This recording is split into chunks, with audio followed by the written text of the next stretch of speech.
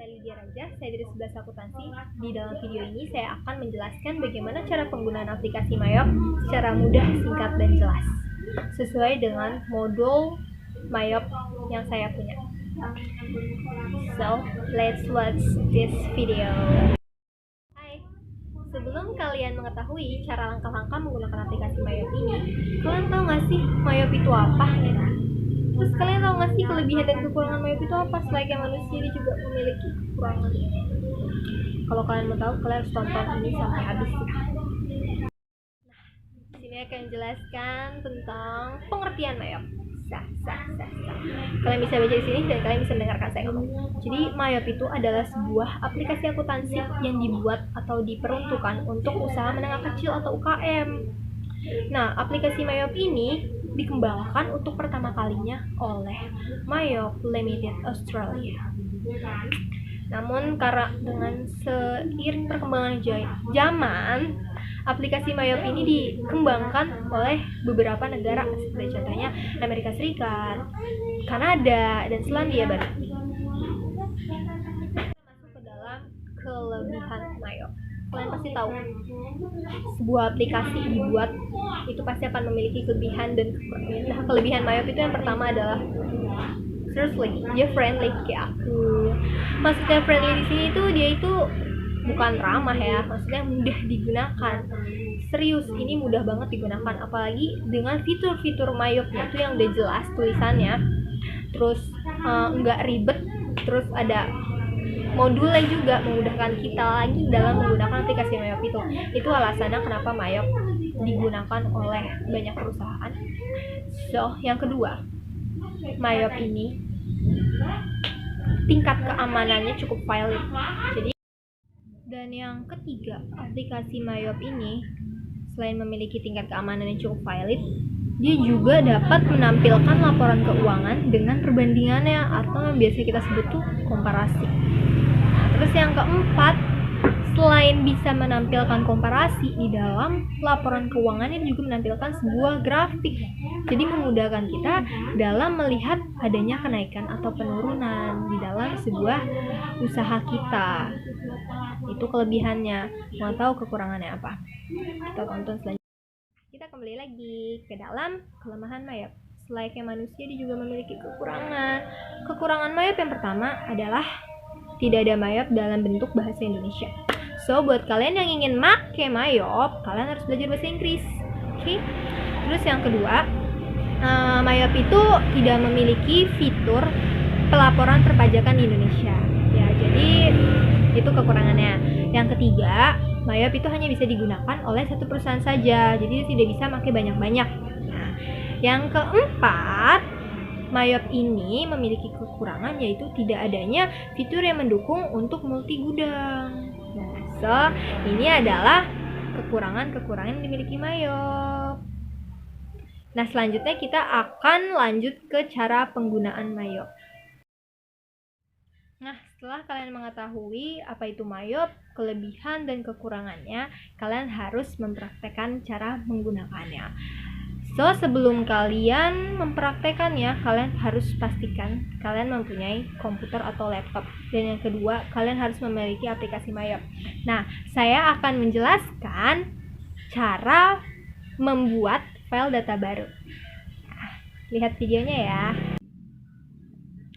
Jadi kawan-kawan, ini merupakan sebuah data perusahaan baru yang akan kita buat di aplikasi Mayop. Ada nama perusahaan, alamat, nomor telepon, nomor fax, NPWP, dan alamat email, dan tahun berdirinya. Yuk kita praktekkan sekarang. Ini adalah tampilan awal dari aplikasi Mayop Accounting Plus versi 18. Karena kita tadi akan membuat file data baru dari sebuah perusahaan yang baru juga, tentunya kita akan membuatnya yang baru dengan cara pencet atau klik create a new company file. Nah, ini tampilan selanjutnya dari menu aplikasi Mayop yang tadi kita pencet atau klik create, akan muncul bagian seperti ini. Ini adalah bagian introduction. Welcome to the Mayop New Company File Assistant. Jadi di bagian ini akan menjelaskan tentang pengenalan aplikasi Myop secara singkat. Setelah kita baca, maka kita boleh mengklik bagian kolom next.